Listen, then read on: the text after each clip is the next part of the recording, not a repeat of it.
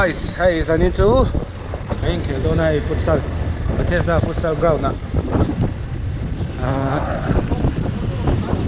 ama sain thu phana tan hi bắt đầu sẽ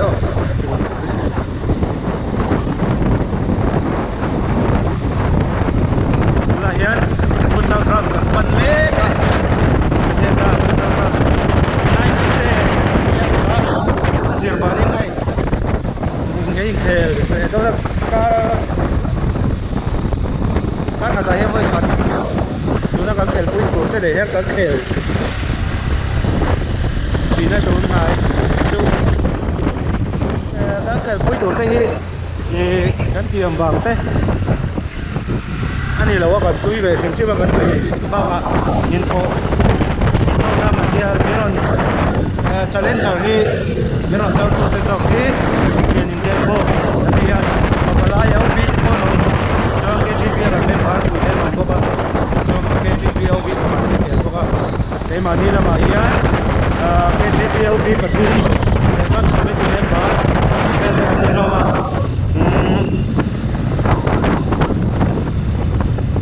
anh muốn đó đi lim na đến đi cái chỗ cái đó chỗ loser pay phục mình hi chắc là sốc sốc thôi nè em sẽ euro từ trong tháng thì vậy là mà AICS còn nó là mà han Bethesda futsal ground hiện bên con một nó phút đấy làm han là chiến đấu nhất à ấy tôi là cho CM cho phép tôi thì mà sẽ hay mình con tuổi bên Bethesda sống phân na futsal ground phân na bên ha thế mình là chiến đấu nhất à kể về tổ chức nào chọn Bethesda futsal ground thì nó rất là cái gì ấy mà chọn Azol có chung việc cả chọn mình đang po hiện nó mình thì tăng point cái gì ấy em muốn mà tên là gì là fall đều ba cả na door tí té ở mà là tin tournament खेल dan po hiện mang masa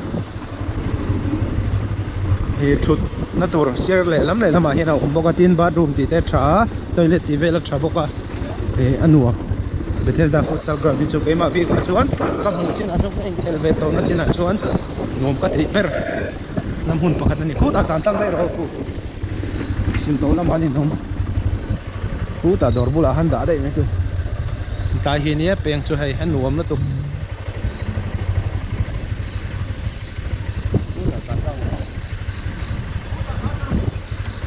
ta hian ni kan suk pha se langa dor bula kan pa bo ni chẳng còn hú lắm mà yên cháu kia thì nó không chỉ đâu mà đây lại thế hí là cái nào mình thấy đồ này là nó xem đo nhìn cả sẽ mình mới thấy đồ này đây vắt tắm về đây lại đây in khéo lên ôm mét á tại vì sầu chết tổ tụi nó sẽ ta thấy đây là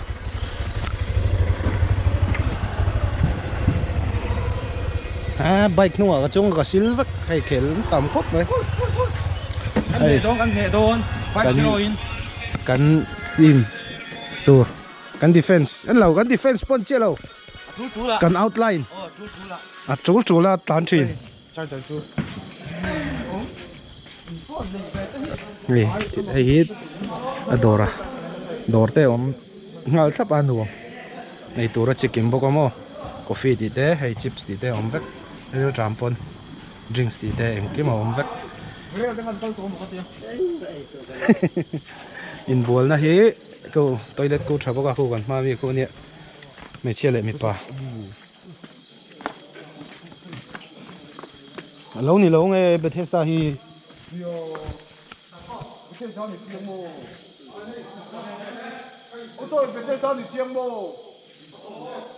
heyไอ้ฮิปบัดดมเนี่ยกันลุดชิ้นแล้วก็งอให้มีปลาบัวน่าให้หนุ่มให้หลายแต่ให้บุงรุดบุงรุดอันนี้ให้ตัวเล็กปังไงเนี่ยสวัสดีค่ะลงกบไหมฮะนักการต่อสู้กันอมนวลเท่างั้นละนะBethesdaที่จู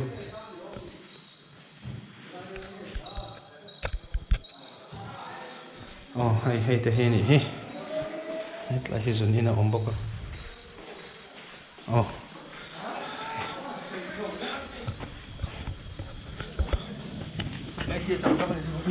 Càng cắt xuống lên đi chú. Bethesda trangin. ACS sang ka lang.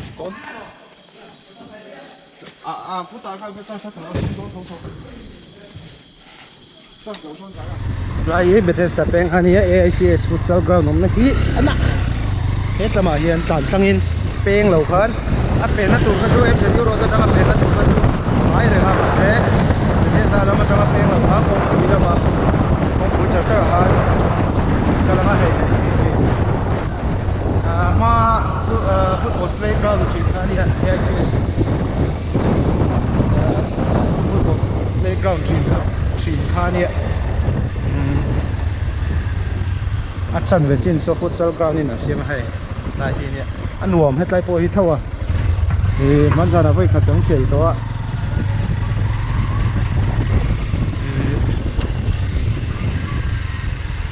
kể là nồng mấy cái gì lại cho món ra nó mỏng bắc cái nồng này sao cái rượu vậy lại thì này hay không nó thuần đầu thì để nó bỏng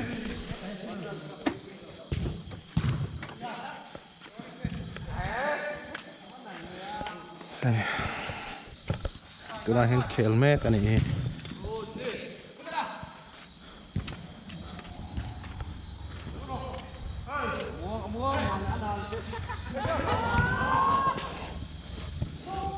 đắc của trong hiện cái mà này cần lắc hạc đều sẹng tu mà lâu là chăng lâu này ai nuông râu tục ở gần hiện mà xe bathroom về thì là là va chả là va buồn đủ chuan à buổi thắc về tết lại chung mò cái anh upgrade vật chung này tin ấy thì mình buổi hà nôm nó tổ răng chi tổ nó men hàng khel nó tổ răng chi hiểu không hàng khel nan chuan hay anh nó mấy tổ thì là hay cái gan tụm bụi tụt đấy PSG jersey này hay bút tê mà Pudong tete pusay tanggal sa inong ate tuwa mate how pudin ate hey kan aubi KJP only five PSG jersey nen on tap kini jersey kan la nei velawa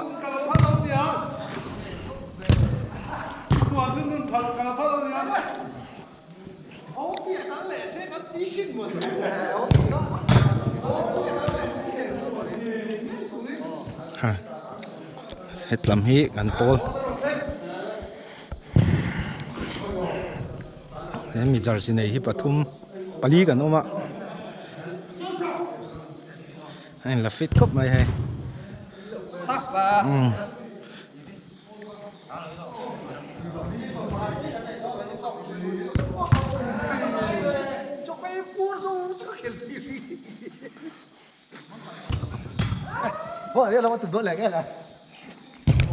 khel chân đó nó rồi thì lắng sao khel chân đó đút mắt saru như này mấy các cái tin chứ nó cả vui đâu mi start đó chân thì hiện mò làm mà lấy mò nợ có mấy pu làm mà lấy sai cái sống teo giao tệ lệ pu Adidas po giao tệ lệ start don hay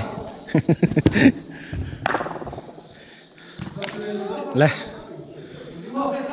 jersey po con này về trép to tại hiện khel lại đang ở cái keeper đó nè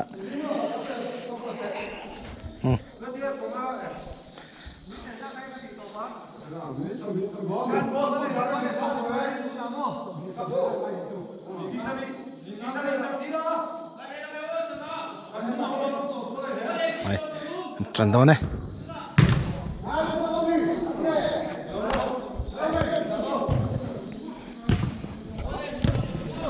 trận đấu nó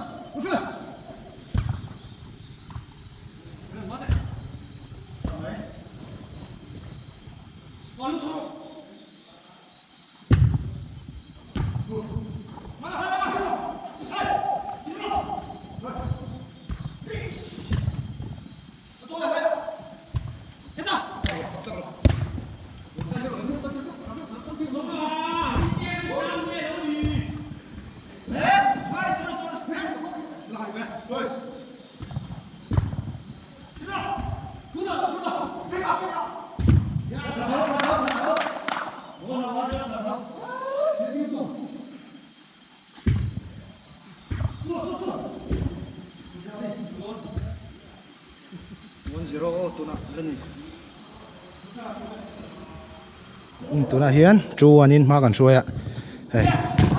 có khát chứ có chuột to nhị chứ chuột về chết to keeper lâu chết to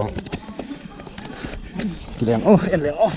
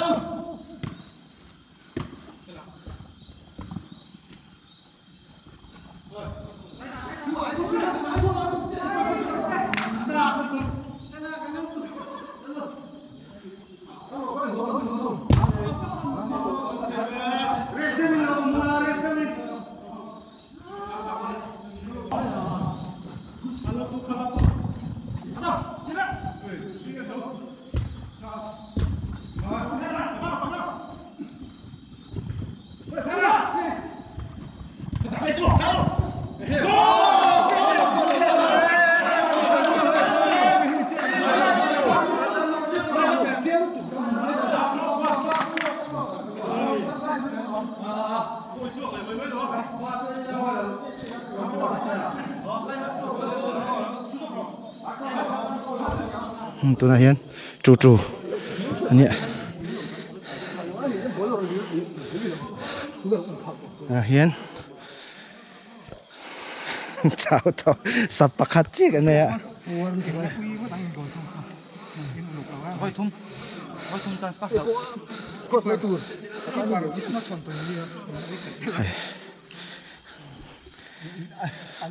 half time anh nhé anh lút làm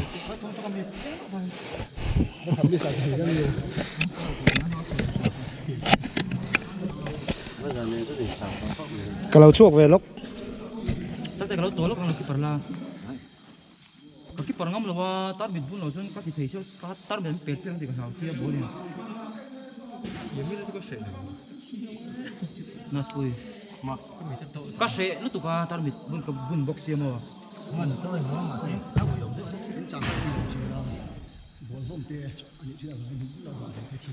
có thế rồi lên về thế sao anh khéo đâu mà cái tia chưa có chơi thế lại tài lại phi ông về đấy ôn là ăn học thầy chú này ôn là đi cái nón bé mà ôn làm bé cho in free tất cả bắt được phone tạm bảo xin đi từ mua đằng đình khét cũng số in ôn cái anh ai khắp tới đấy bé đâu đằng đình khét là ai đâu ông hôn in xuân đầu phát đến hồ làm được thì tôi xuân đầu cũng mua tik tik tụi nó hang soi mec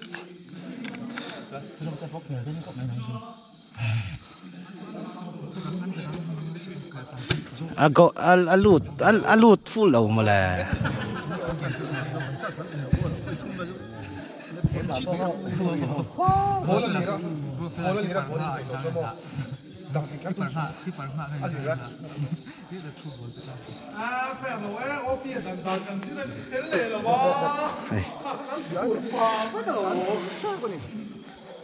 những lượng bút đặc biệt tốt chứ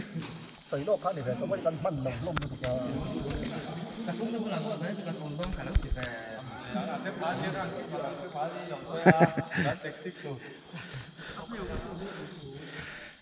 chân lệ trép tọ mi tiếng rằng ai break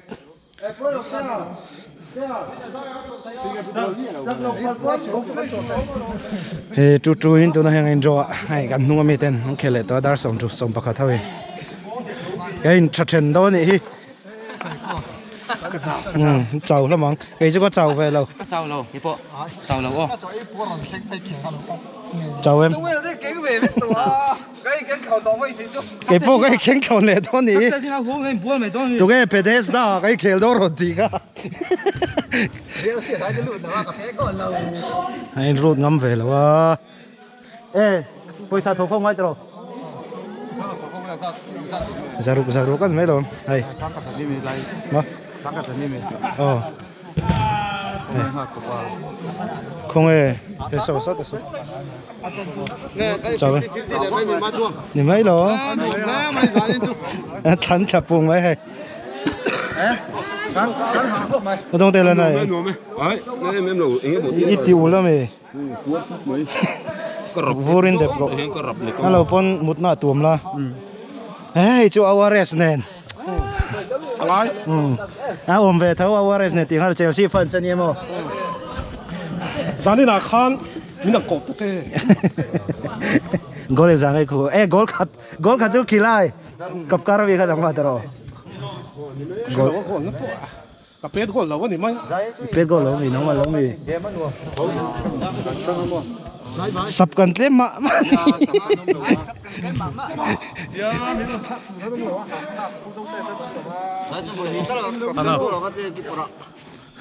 Ơi.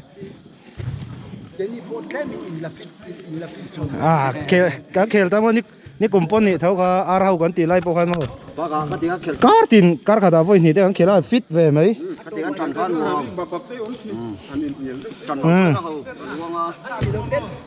Ai loser khan join hem khan ni ve ting tang si kha kharil ro om ve ting tang si.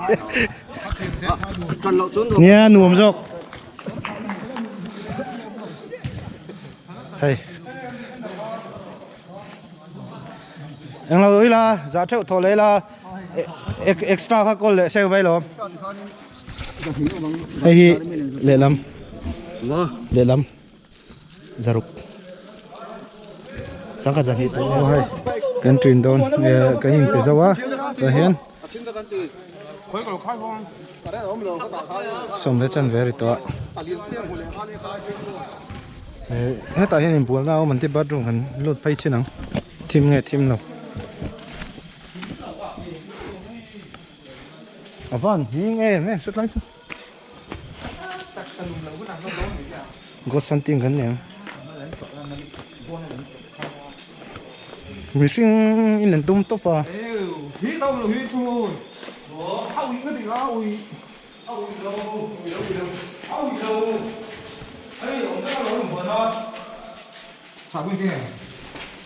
Cái mà. Mà xem in không về đón lâu. Saya. Ngoro. AICS. Serious. AICS. AICS team serious này cái mà thì ama sa cái joa, tu na cái joa le à. Next sa. Cái le. Chính phải làm. Phải làm. Ai physics là rất là hay rồi. Chuan. Goal sorry, miss. Ha, còn phải đó nè. Goal sorry đi đâu. Goal sorry. Hello lúc tệ. À tôm nó xiêm lúc tệ. xiêm đồ tỏi nó phong cái xiêm quá à giờ xiêm rồi đấy. À tôm.